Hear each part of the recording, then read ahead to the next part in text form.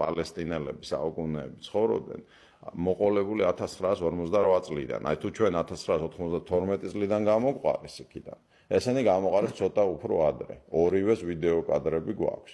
და ეხლა შენ წარმოიდგინე რომ დანარჩენ საქართველოში, აი როგორც ღაზაში, გარშემო რომ დაგვარტყან, ვინც გამოყვარა, არანაწილობრივი ისა, რა ქვია, აი ამ მავთულხლართებიანი, ან მთელ საქართველოს რომ დაარტყან ყობე. და როცა ვინმე ავად გახდება და გასასვლელი იქნება დანარჩენი საქართველოს, იმიტომ რომ აქ არ აგვაქვს მაგის მსგავსი, ვთქვათ, მედიცინა, ხო? არ უშვებდნენ გარეთ. ღაზაში თვითმკვლელობების სტატისტიკა არა მარტო დასრულებში, არამედ ბავშვებში არის მსოფლიოში ერთ-ერთი ყველაზე მაღალი.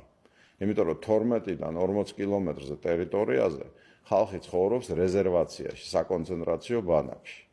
და ეხლა რა გასაკვირია რომ მაგეთ პირობებში, ეხლა მაგალითად ნეტანიაჰუს მთავრობამ ბოლო წლებში, აი სანამ ეს კონფლიქტი გამწვავდებოდა, ძალიან დიდ საჩუქრად გამოაცხადა, რომ 20,000 ღაზელს, ანუ მოსახლეობის 1%-ზე ნაკლებს, მიცეს ვიზები, ანუ ნებართვები, არ მახსოვს დასავლეთ West Bank-ის, ანუ დასავლეთ სანაპიროს თუ დანარჩენ ისრაელში სამუშაოდ გამოსასვლელად. გესმის შენ?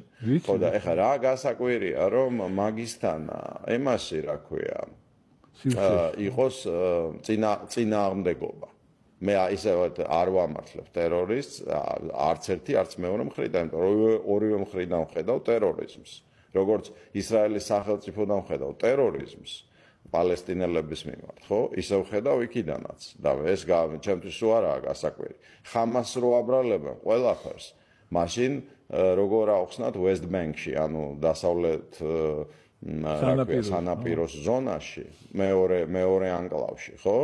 რომ ესა რა ქვია, არ მახსოვს რამდენი ბავშვია მოკლული ამ წლის დასაწყისიდან ისრაელის ჯარისკაცების მიერ, იქ არ არის ხამასი. გესმის? ხო და აქედან გამომდინარე ჩვენ საქმე გვაქვს, ამ ესხატოლოგიურ კონფლიქტთან, რომელსაც ამ არსებულ პოლიტიკაში ისრაელისა, პალესტინელი ხალხის მიმართ არავითარი პერსპექტივა არ აქვს და თუ გადავწყვიტავთ, რომ ამაზე ვისაუბროთ, ჩვენ სტუმართან ერთად, გამოვიხილოთ უფრო ეს ერთად გადავწყვიტოთ, ლეონანჩი, თუ შენ თვლით საინტერესო თემა თუ იქნება.